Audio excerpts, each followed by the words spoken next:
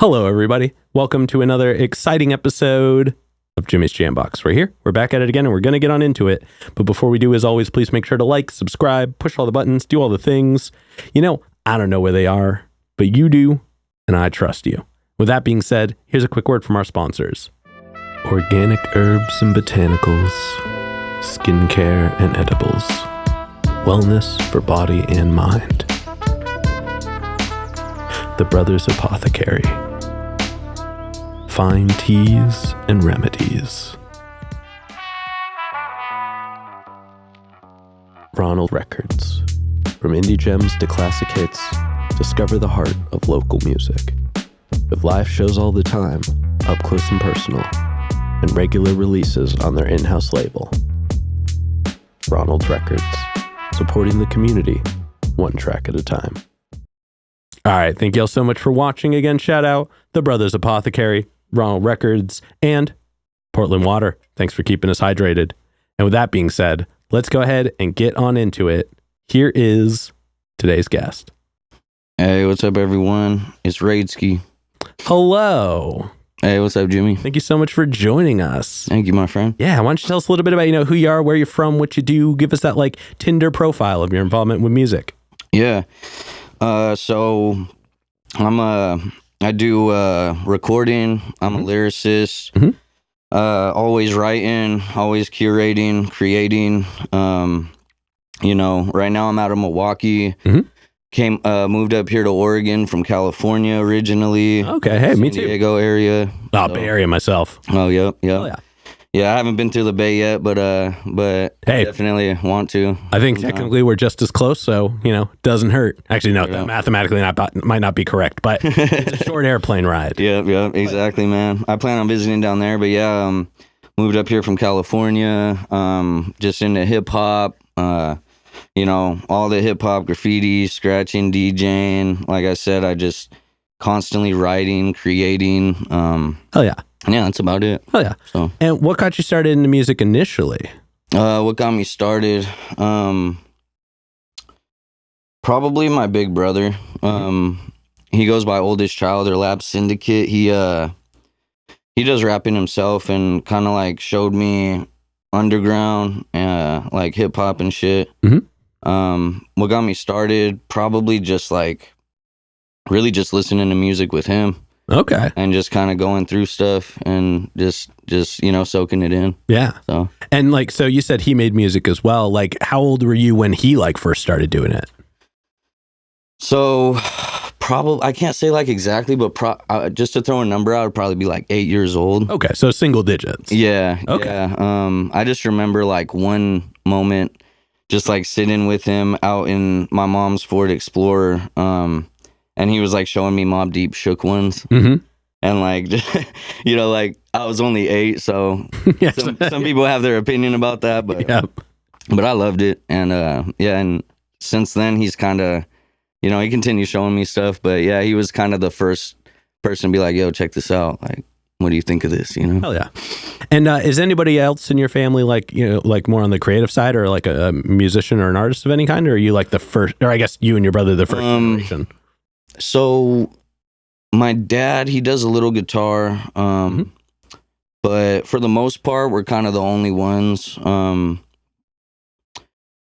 Creatively, there's some artists, some of my older sisters would be into drawing and stuff, and they would get me into it. I draw a little bit too. Mm-hmm. But other than that, creatively, I think it was mostly me and my brother. Oh yeah. So. Oh yeah. And then before we get into more of what you do in the present day, we have a couple foundation questions we check in with everybody on. Okay. And this first one's one we ask early. It's one we ask often. And it's definitely a crowd favorite. What was the first album you ever bought with your own money? Dang, yeah, so I think it might have been the 36 Chambers. Okay. Yeah. Hell yeah. I got like other albums bought for me when I was a kid, but as far as I remember, I think it was the 36 Chambers. Hell yeah. Yeah. Definitely a solid first one to man. get for yourself. Yeah, definitely. I think I was like 14 or something like that. Okay. Ripe age to be listening to that for sure.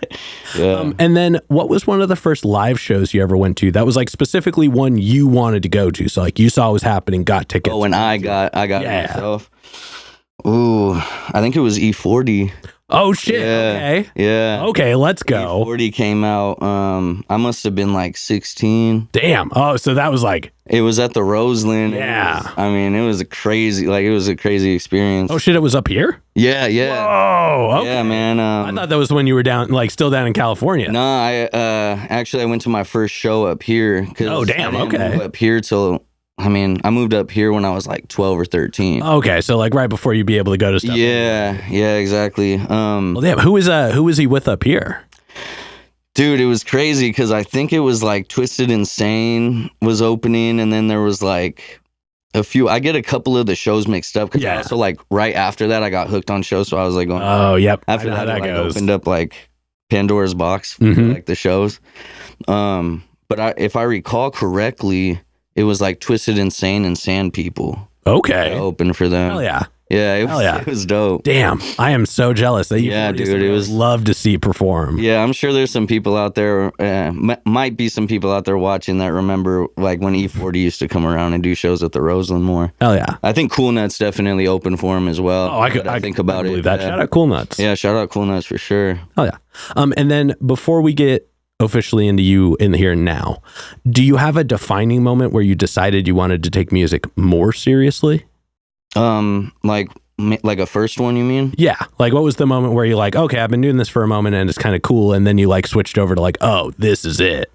Yeah. Let me think on that real quick. Yeah, and I know you've been kind of doing it for a while, and you were introduced to it pretty young. Yeah, I think it might have been like there was this one time I was like at a party with my buddy Enoch that I had been like recording a lot with. We like recorded our first mixtape together and stuff like that. But we were always like, because this was like the age we were still recording on like USB mics and shit like that. We probably did that for like the first year or two. It's not really like I wouldn't excess research. I won't even begin to tell you the first thing we used to record my band when I was in a band. I like to hear about that. I get it. But yeah, man, like there was just this moment where he actually got his stuff mixed by a different engineer out at, not in-house, so to speak. Yeah. But, went over to like a different guy, and his sound was way better than ours. Like, just to put it softly, Yeah. His name was Adrian. Shout out that guy too. Oh, yeah. I know he's still doing his thing somewhere. But he's a dope engineer, and I remember, I'd run into him here and there. Yeah. And we had kind of talked music. But I heard it, I heard Enoch on a track, which made it real. So I was like, okay, I've heard that this guy engineers and he's good at it. Yeah. But then I heard my buddy that I record with on the track, and I heard his voice like in a way that I haven't heard it before. And I was like, I was right there in the party, and like, I don't know if it was the beers that I had drinking or what, but I was like sitting there and I was just like, damn, it was like a real moment of like, I was thrown back. Yeah. Like, dude, I want my shit to sound like this, There's something really special about that first, whether it's you or somebody else, like when you hear that moment where it like goes from just like this respectfully budget sound to like, oh, that sounds real. like what I listened to trying to get to. Exactly, man, exactly. You hear like a couple of different elements in there that kind of strike a chord. Yeah, you realize there is a little bit more magic in there. Yeah. And just like people sound way cooler when they have the right stuff. You know what I mean? Like, that's just how it goes. Yeah. But yeah, that's definitely a special moment. Yeah, dude. It still jumps out to me. Like, I still think about it sometimes. So. Hell yeah. But now let's go ahead and let's get on into you in the present day. And we're going to get a super easy one out of the way. How'd you pick the name? Oh, man. And it's funny you ask, because it's just like a lot of people were like, what does your name even mean? Like, it's such a weird one. But it all comes from graffiti, really. Like, back in the day, I would write raid, like when I would do my pieces or whatever. I haven't written that in quite some time. I kind of just like naturally like do more music now. Yeah. But they would just like, my homies, they would put like a ski at the end of it, just like, what up, ski? Or just like, Okay. you know, they'd just be like, Radeskiii, you know? And then it just like, after a while, I was like, man, am I going to go with like Raid? Or I was like, I kind of just want it to be a little bit more like flair to it. Or just like something that just differs it. Also, on my what I was releasing music under before, I think it was like Radar or like Off the Radar. But when you would like try to search my name, things wouldn't really come up. Yeah. And so I was like, oh man, I want to get something a little bit more like, you know, unique and, you know, something that'll kind of just be more like one of a kind in a way. Yeah. And yeah, so I just switched it up. I just put the ski at the end and then you got Radeskiii. So hell yeah. No, I dig that. And it's unique, but it's not difficult. You know what I mean? There's some people where it's like Q, ampersand, silent H. Yeah, there's silent some H names out there for sure that have kind of like put me at ease a little bit. Yeah. I'm like, all right, if people could remember this one. Yeah, see, and even if you like, you got to do what Bobby Bars does. Shout out Bobby. Yeah. And like, just have like a clever way to remember the tail end, so you could be like 3 eyes, but only one me. Yeah, exactly. Like, you know what I mean? Like, do the 3-eye like spin off on some of my songs and stuff like that. Yeah. So that just like, but even without that, like, it's not hard to remember. It's easy a little to depth spell. isn't, you know. Yeah. It's not too hard, so no, not at all. A lot of the time, I get people saying, "Oh, I thought it was Radeskiii," and like, I don't take it personally. I guess I could see that. Yeah. No, I get that for sure. But either way, it is definitely cool, and I imagine it looks cool in a lot of different fonts. Yeah, I play around with that. I think my favorite right now is like the skull bone. Okay, it kind of looks tight. I haven't found one that I like more than that one. Hell yeah, But now let's go ahead and let's talk about your writing process. And we're going to break it up into chunks, but we're going to start right at the beginning. Okay. So when you get inspired, you're ready to make music. What are some of the things you do to get a track started? It kind of comes different on like different tracks. Like the inspiration sometimes will just be like, hey, I feel like I want to write something today. It'll be like a conversation with myself. I just feel like writing today. And then sometimes I'll just take out the notepad and maybe I have like something that sparked an idea before I even opened the notepad. Every now and then that happens. And then other times I'm just kind of thinking like, tapping in with myself, well, how am I feeling today? Yeah. It's almost like the start of it is almost like a diary entry, a tiny bit, but then other times it could just be, oh, I want to make something fast paced. And it doesn't always start with acapella. But a lot of the time, to be honest with you, I'm lucky if I have a beat like ready to write to.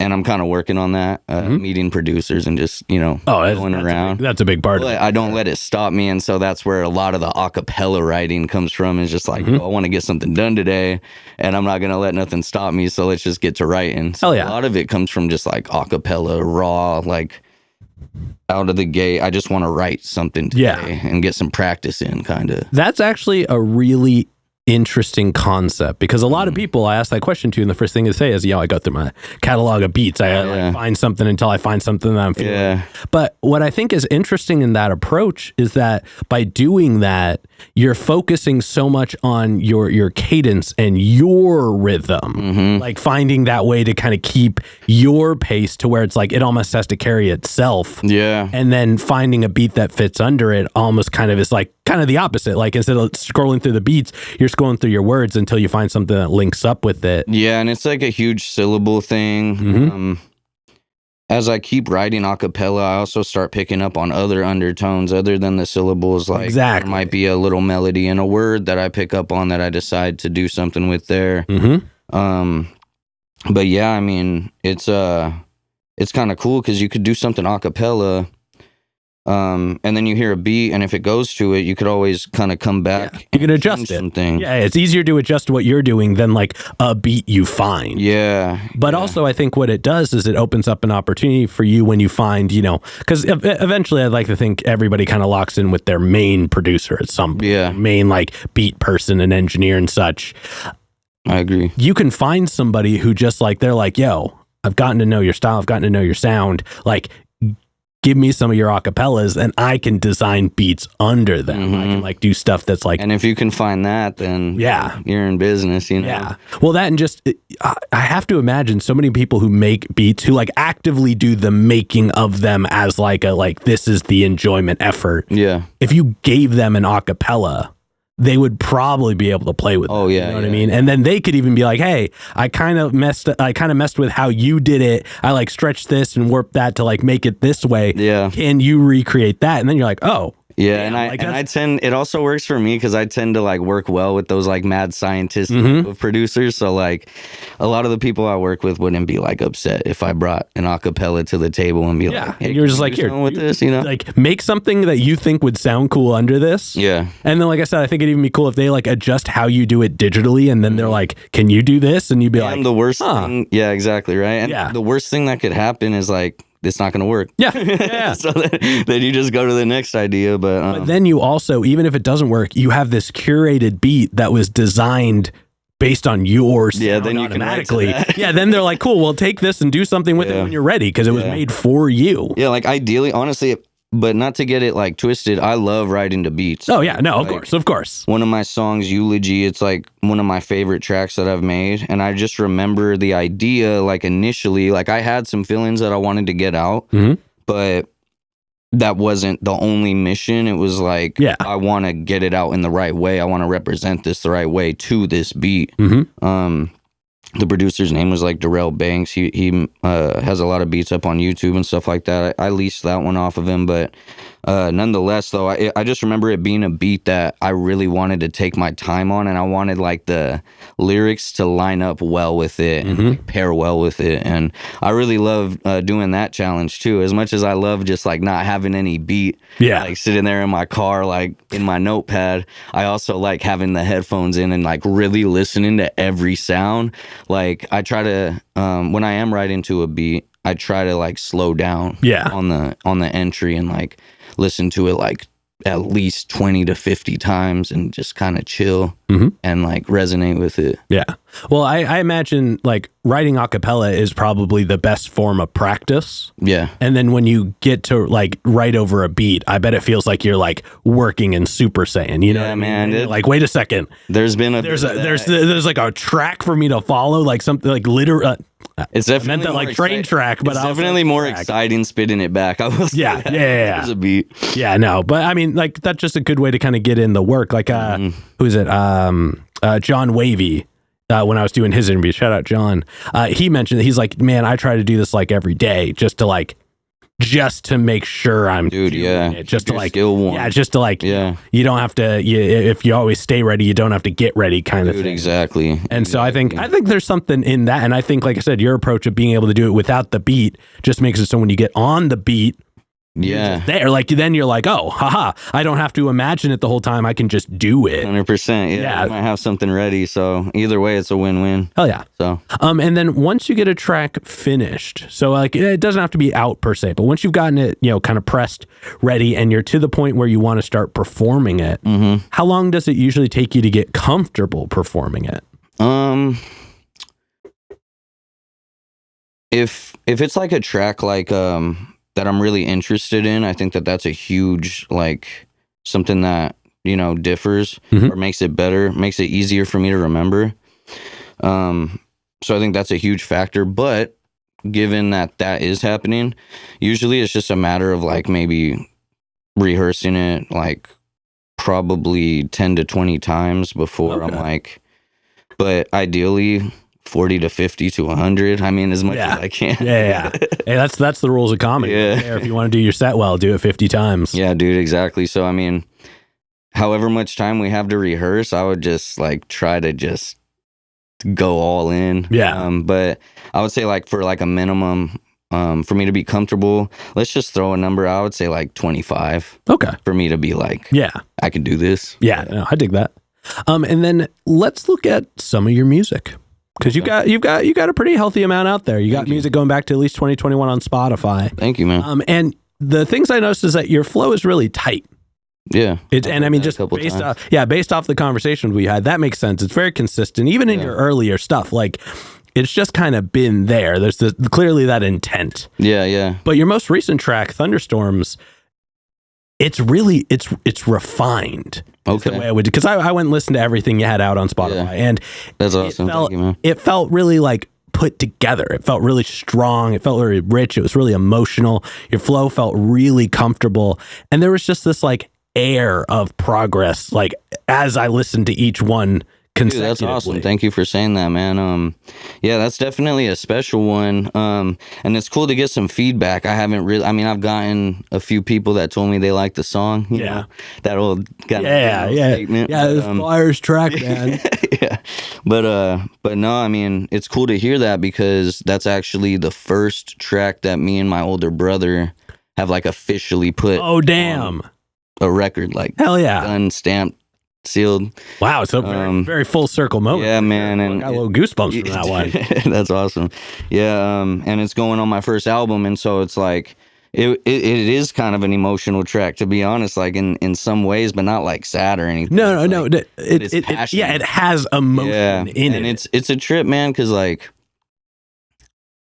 I think I did write that one to the beat. There wasn't like any idea before. And it was just like, I was just going through my brother's catalog. When he got back into producing, I think he cranked out like 50 beats. And I think it was just like, he wanted to just hit the ground running. Damn. And so like I went through them and that one just like stuck out to me. Yeah. And I don't know what it is, because you mentioned that like, there's a little breathing room and it's kind of like curated, like a little better from what I understood. That's kind of what you were mentioning. I don't know exactly what clicked there, but I am happy to hear that. Yeah, no, it's definitely it's one of your stronger tracks for sure. Thanks, man. I think so too. I really like that, and it's one of my favorites. I got a chance to perform it already, and it was a lot of fun. I bet so. Yeah. Now that being said, I usually do this bit where I pick out a personal track. Okay. And I really wanted that to be it. Okay. Because of all the reasons I just listed. Yeah. It's like the logical reason, but it's actually Pimpin' in Paradise. Oh shit. Because I mean, first of all, the beat was mean. Yeah. And you were just so cold on it. Like even the ad libs just like really popped out. It was just it's a fun track. Yeah. It's got this it just kind of had this feel to it. So do you want to hear a little bit about how I would love to hear all of it. It was like a hot summer day, much like today. That explains the cover. Yeah, man. And I was just like mobbing around. It was one of those days where like I was just kind of mobbing around by myself and like looking for somebody to like smoke some weed with. And I was just like, man, we just always used to do that. And like this was like during COVID and shit. And I was like just mobbing around. I was mobbing around Beaverton actually, and I'm like, hitting up all my old friends. Everyone's busy, everyone's working, everyone's doing something. Always. And I'm just like fucking lames, you know? And like I'm like, you know what? I'm just gonna go smoke a joint by myself, enjoy it like I would with someone else, but with myself.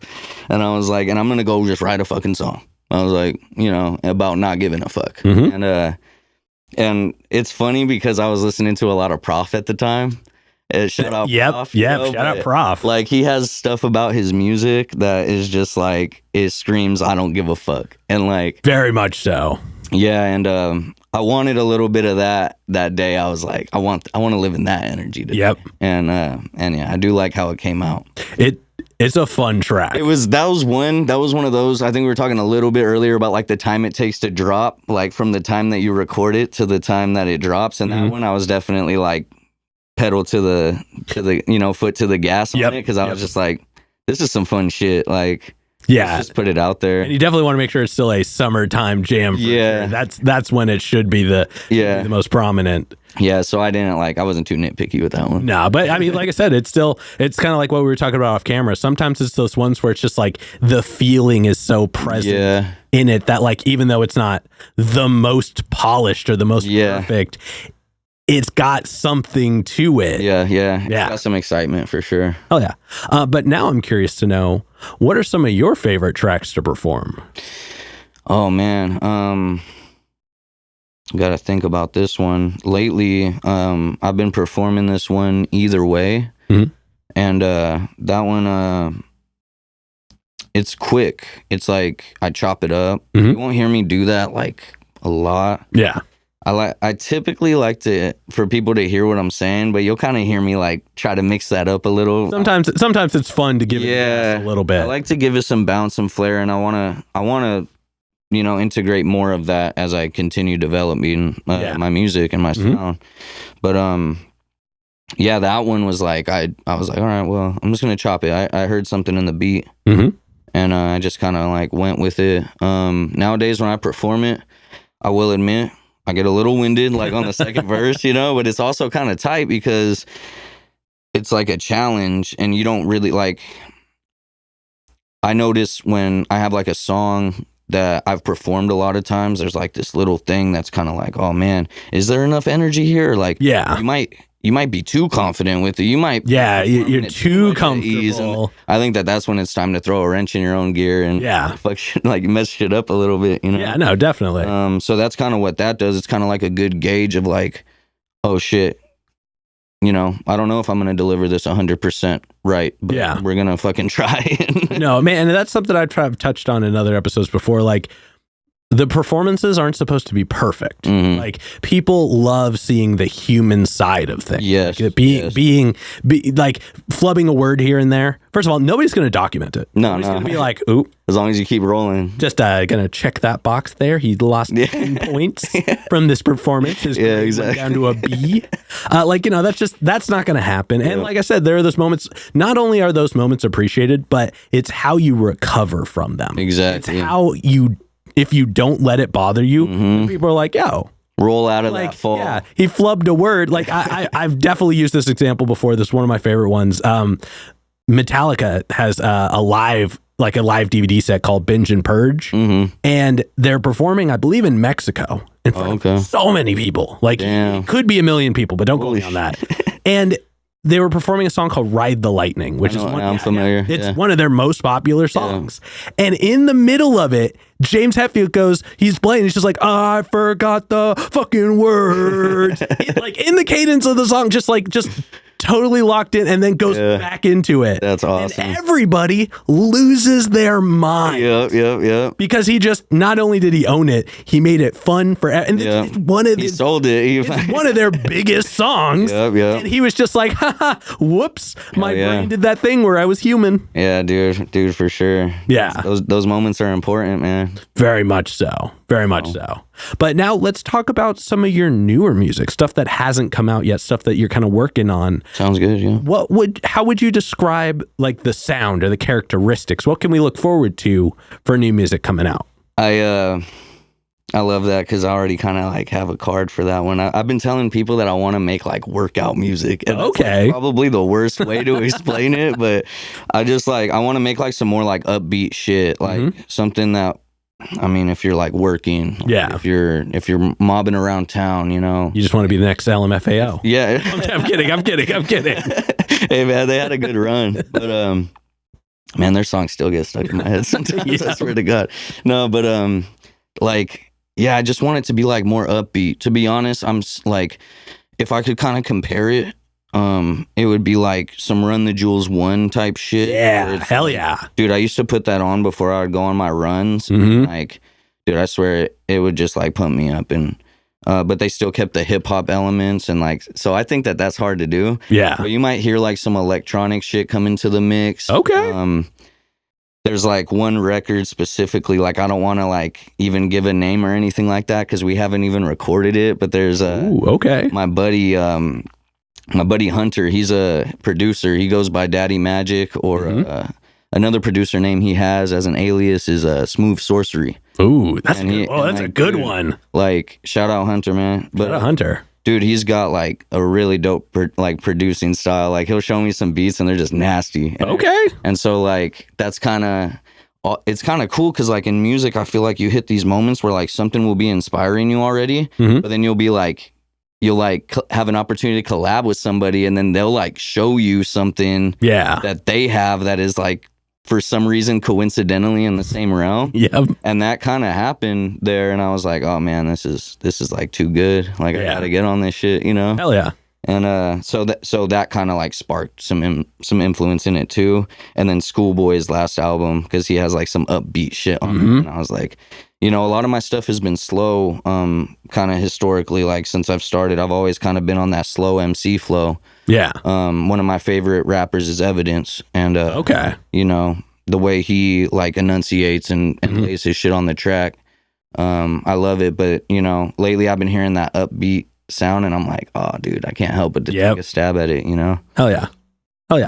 And actually, that segues well into this next question. We're going to take a step back, and we're going to kind of look at music as a whole. Okay. What are some of the things about either newer music in general, so like stuff that's coming out now, or at least new to you music that you like really enjoy and or are finding inspiration from? Yeah, man.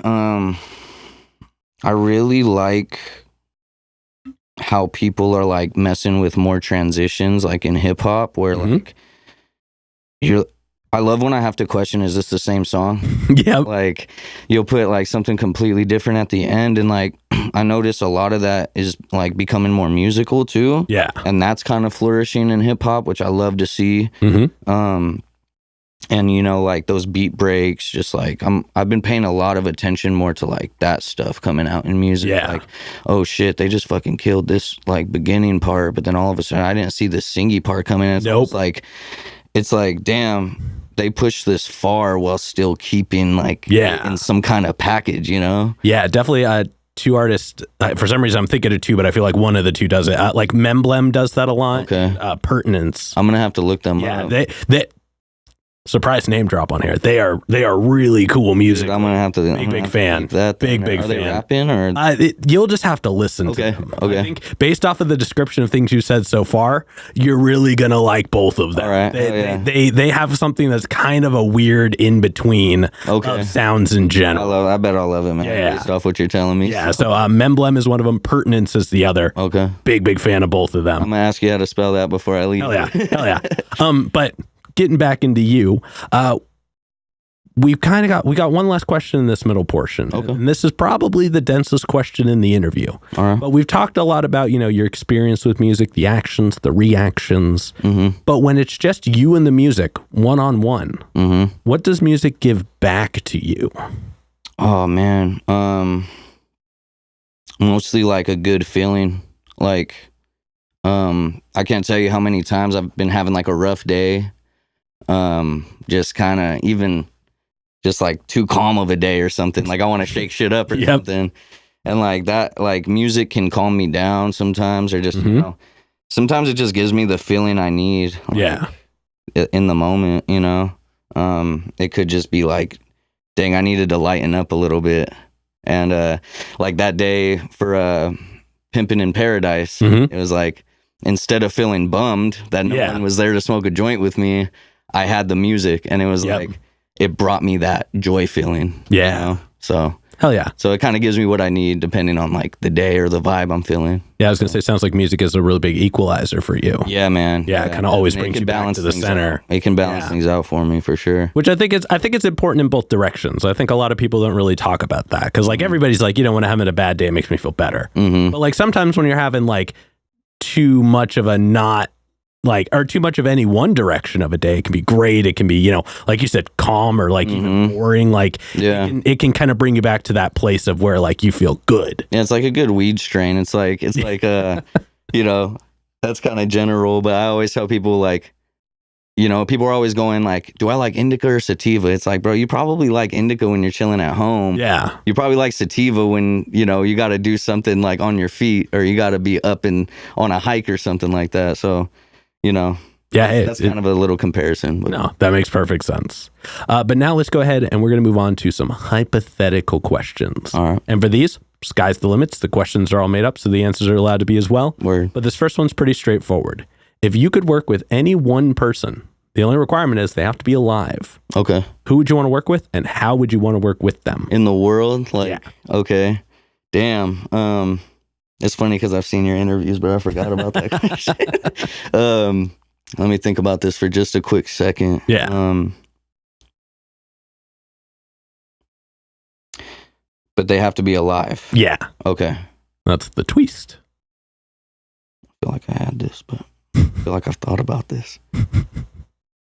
Well, I would hope for the people that watch the show, they think about it regularly. You know what I mean? Like, I hope that they're like, who would I work with? Yeah. No, that's a good opportunity. You guys think about that. Shit. Maybe, I would say LP, man. Oh, shit. Yeah. Okay. Yeah. Hell yeah. Because he's just fucking so nasty with the production, man. Doesn't, like, low-key doesn't get the credit he deserves. Yeah. Like, obviously he does for obvious reasons. It's like off the top, but dude, he's like, his production is just so sick. At least for this point in time right now, that would probably be my answer. Oh yeah. No, I love that. Yeah. And then subsequently, who's a local artist that you're aware of that you haven't gotten to connect with yet, but you would like to? Okay. Like connect with or like make music with? Make music with. Okay. Yeah. Probably King West. Okay. Hell yeah. Have you heard of him? Yeah. Yeah, he's dope, man. I think he's just like a dope ass rapper. I love his lyrics, and I just think like his sound, like he's got some like dope like grime to his style, but you can tell he takes time on his lyrics too. So hell yeah, I feel like we could pair together on a track. No, that'd be rad. Actually, and everybody, you know what to do. Add him in the comments. Let's see if we can make that happen. Hey. And then for this next one, like I said before, sky's the limits, and it's pretty literal in this sense.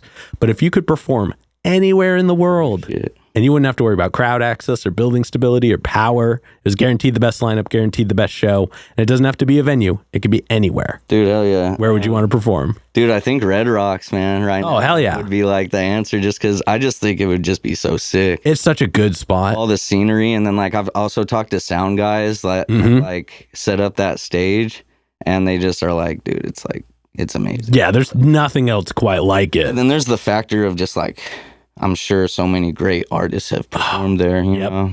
Dude, Bill Burr did a comedy special there. Really? And I didn't even know that. Yeah, and that was when I was may have seen it, but yeah, and you almost like don't even realize what it is, and you're like, oh wait, that's crazy. This is the same. It's. I just think it's like, venue. And it's not even really like, I don't know, like how I know it's known for like in the music world a lot. Well, like it's just bands and shit. It's just such an iconic space that I think hasn't always been. You know, like Madison Square Garden has been around for a long time. And that was like, another one that I thought of. Iconic. Like, I'm not like, I don't know. I just like, honestly, I just heard more about that place because I was like listening to that like Andrew Schultz. He did his special there. Yeah. So, but yeah, I was thinking about that too. That is both those places are two places I would love to do an episode of the show. Yeah, like, Madison Square was like on the list somewhere, but I was like, man, I don't even know if I have like anything directly with that. It would be so like daunting to a degree because it's a 360 stage, dude. Like, and I wouldn't know what to do with like, I barely have people like sitting and watching the ones I do out in the wild at the moment. I couldn't imagine having like people behind. Yeah, exactly, bro. Yeah. I can see that being a thing, yeah. Yeah, but Red Rocks would fill up the whole stage and shit. You're like in a circle. Yeah, exactly. And then to wrap up the hypothetical questions, if you could get one more album from anybody, they could be alive, they could be dead, they could have not put out an album in 100 years, they could have put out an album yesterday. Who would you want an album from? Damn. I gotta say Prodigy. Oh, hell yeah. Yeah. Hell yeah. I gotta say Prodigy. Damn, you've dropped some good names in this episode. I just need to put that out there. Prodigy's like one of my favorite rappers, man. Like I said, my older brother, he showed me Mobb Deep, and that shook ones that got me. Hell yeah. Yeah, he's been my favorite rapper, one of my favorite rappers for quite some time. Yeah, but definitely a solid choice. Yeah, dude, and just like, hopefully Alchemist would produce it. I don't know. I mean, yeah. I don't know. I'm not too worried about production. I'm sure they would choose some dope shit. Yeah, I'm sure they have access to some quality regardless. Exactly. Oh, yeah. But with that being said, we're going to go ahead and start wrapping this up. What can we look forward to between now and January? Oh, boy. Well, the album should be dropping. I don't really have a date for that yet, but it will be my first album. I'd appreciate everybody at least check it out. Hell yeah. See if it's your cup of tea. Well, hey, let me know right before you do, and we'll get you back on here for a tuned in segment. Dude, that would be amazing. I appreciate that, man. Anything, I'm trying to get a lot of ears on that, obviously. We work hard on our music. We want people to hear it. But yeah, man, we've been working on it for like 2 years. Okay, so definitely in the making. Yeah, we just right now we're just wrapping it up, doing like the final listens, doing, you know, touch-ups, whatever needs to be done. So there's gonna be that. That's gonna be like the major thing. Yeah. Other than that, just I'm gonna be doing more shows. We got some exciting show announcements coming up. I don't really want to speak too soon. Taking a little hiatus until August, but after that, we'll be back on board with shows. Okay. Just keeping the wheels turning. More covers, more art. Shout out Edward. Oh yeah, shout out Edward. Art. And more designs, man. More creating. Hell yeah. Well, definitely looking forward to all of that. Definitely. This next one, go and look straight at the camera. Tell everybody how they can find you. You can find me by just typing in Radeskiii, Radeskiii, 3 I's. Just type that into anywhere, basically Spotify, YouTube, Instagram, whatever. Just try it out somewhere. Type in Radeskiii, should pop up, and yeah. So. Oh yeah. And then any other plugs, any other shout outs, anybody else you want to put on while you're on here? Let's see here. I've already shouted out my brother Edward. Shout out Lab Syndicate. Shout out my buddy 86. He's coming out with some music soon. Shout out my mom. My whole fam, all the homies. And shout out you, Jimmy, for having me on today. Thank you. Thank you. Yep. All right. And with that being said, we've got one last question to go. But before we do, I'm going to steal the camera for just a second. Yes, sir. As always, y'all, please make sure to like, subscribe, push all the buttons, do all the things. You know, I don't know where they are, but you do, and I trust you. And one more shout out to the Brothers Apothecary, Raw Records, and Portland Water. Thanks for keeping us hydrated. And with that being said, the final question. And this is entirely up to your interpretation. And given all the names you've dropped so far, I'm very excited for this one. Hell yeah. But what is an album you feel is more on the obscure side? So it's a deep cut. It's one not a lot of people would know, but it's one you think everybody should know. Not a lot of people should know. And it can be new, old. Yeah. Yeah. I mean, I've been saying this a lot, so a couple people might get annoyed out there, but I just really, man, I shout out Schoolboy Q's Blue Lips. Oh, hell yeah. Because, like... Man, I meant to say this earlier. Schoolboy Q definitely deserves a little bit more than he gets. Yeah, man, and I just think, like, I haven't heard a lot of people talk about that album. I'm not going to say that it's getting, like, overseen. Yeah. But I just think there's so much to pull from that one. His sound is a little particular. I will meet people in the middle on that. Yeah. But just, like...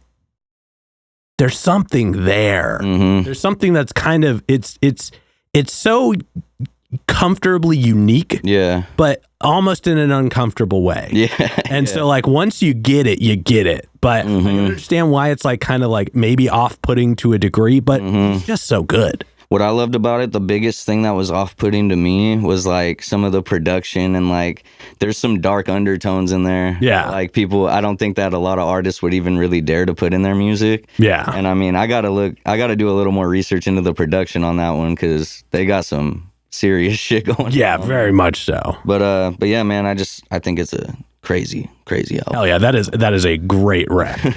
Thank you. But with that being said, we're going to wrap this up. Hey, thank you so much for joining us. Thank you, man. I had a lot of fun, so hell yeah. Appreciate it. And this has been another exciting episode of Jimmy's Jambox. I'm Jimmy. Radeskiii. And we're signing off. Later, y'all. That's a wrap.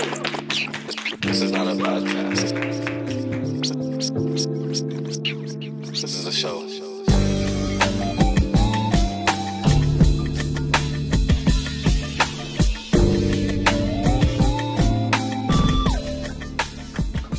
Keep jamming.